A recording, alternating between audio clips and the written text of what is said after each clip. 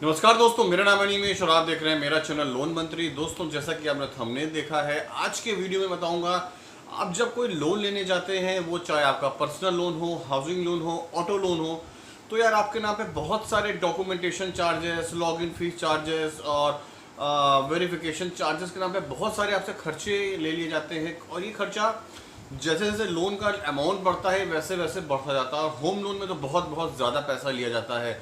तो यदि आप चाहते हो कि आपको लोन में से कम खर्चे में आपका लोन हो जाए और ये सब खर्चे आप बचा लो, तो पूरा वीडियो देखिएगा बिना स्किप किए। और प्लीज़ वीडियो पसंद आता है तो चैनल को जरूर सब्सक्राइब कर लीजिएगा। चलिए दोस्तों, शुरू करते हैं आज का वीडियो।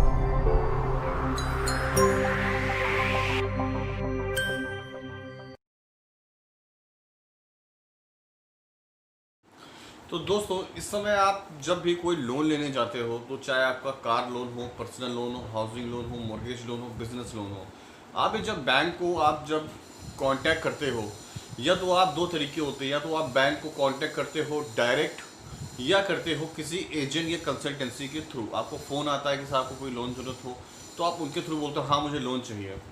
तो दोस्तों, जब आप लोन लेने जाते हो तो हमें बहुत सारे के जो हमारे खर्चे होते हैं वो सामने आ जाते हैं। पहली बात तो क्या होता है कि फिर आपका जो किसी आप एजेंट के थ्रू जा रहे हो, तो वो आपसे बोलेगा भाई हम आपका लोन बड़ा फटाफट प्रोसेस करा देंगे, हमें 1% या 5,000 या 10,000 रुपये हमारी फ़ीस होगी या 2,000 रुपये फ़ीस होगी, डिपेंड करता है लोन अमाउंट के ऊपर, हम वो चार्ज करेंगे और आपको घर बैठे फैसिलिटी मिलेगी। तो होता क्या है दोस्तों, आप भी सोचते हो यार गर्मी में कहाँ जाएंगे, कहाँ कोविड के टाइम में बैंक में धक्का खाएंगे, चलो एजेंट को 5,000 दे देंगे। 5,000 आप वो दे देते हो। हालांकि धक्के उसके बाद भी आपको खाने पड़ते हैं, क्योंकि आपको बैंक में जाके सिग्नेचर मिलना तो आपको ही पड़ता है। वो सिर्फ आपका जो क्या कहते हैं एप्लीकेशन होती है वो प्रोसेस करता है। तो सबसे पहले तो आप वो मत करो, आप डायरेक्ट कांटेक्ट करो, तो आपका काफ़ी जो खर्चा है वो बच जाएगा।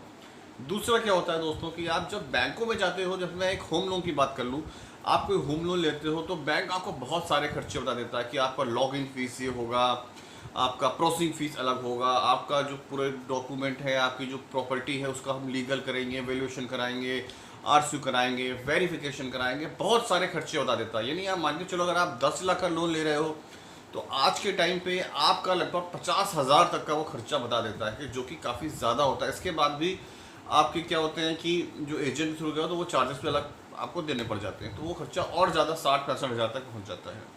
तो आप कैसे बचा सकते हो? तो पहला पॉइंट जैसा बताया, आप डायरेक्ट जाओ, किसी एजेंट के थ्रू मत जाओ। थोड़ी मेहनत ज़्यादा लगेगी, थोड़ा फॉर्म खुद भरना पड़ेगा, पर आपको काफ़ी पैसा वहाँ बच जाएगा।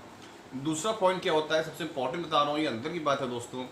आजकल कोविड के टाइम पे बैंकों को जितना भी है उनको फटाफट लोन करना है, और लोन उतने ज़्यादा हो नहीं रहे हैं, तो उनको कमाई तो करनी ही है। तो वो फोकस कर रहे हैं, वो क्या करता है, आप कोई लोन लेने जाते हो तो आपको वो लॉगिन फीस बताता है, फिर आपको वो डॉक्यूमेंटेशन चार्ज बताता है, फिर वो प्रोसेसिंग फीस बताता है, फिर वो आपको इंश्योरेंस भी ऊपर से चिपकाता है, और आपको बता देता है उससे उनका रेवेन्यू जनरेट होता है। यानी आधी इनकम तो उनकी आपसे, वो आपके जो एक्स्ट्रा चार्जेस लिए हैं उससे हो जाती है।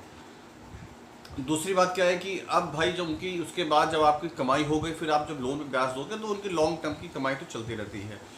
तो दोस्तों, इसमें आप कैसे बच सकते हो? जैसा कि आप देख रहे हैं, इस समय कंपटीशन का मार्केट है कि भाई कोई अगर कार लोन या कोई पर्सनल लोन, होम लोन भी लेने करता है, तो 4 बैंकों के एजेंट या 4 बैंक के एग्जीक्यूटिव आपको फॉलो करने लग जाते हैं, साहब हमसे ले लो।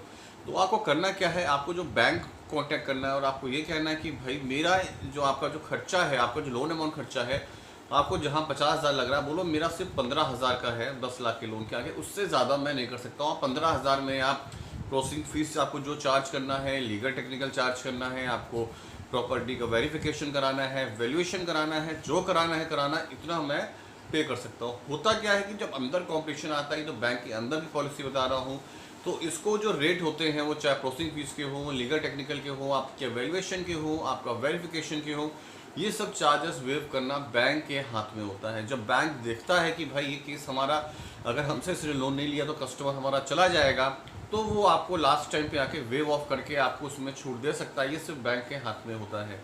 तो आपको करना क्या, आप बैंक को कांटेक्ट करना, और आपको लगता है भाई बहुत ज़्यादा चार्ज है, तो आपको हाथ जोड़ लो साहब, लोन तो आपसे ही लेना चाहते थे पर आपके चार्जेस बहुत ज़्यादा हैं, तो और दूसरा जो बैंक है वो हमको कम चार्ज बता रहा है, तो हम वहाँ से लोन ले लेंगे, ये हमको लोन अभी चाहिए ही नहीं, हमारे पास इतना बजट नहीं है कि हम इतना एक्स्ट्रा चार्जेस दे पाएँ।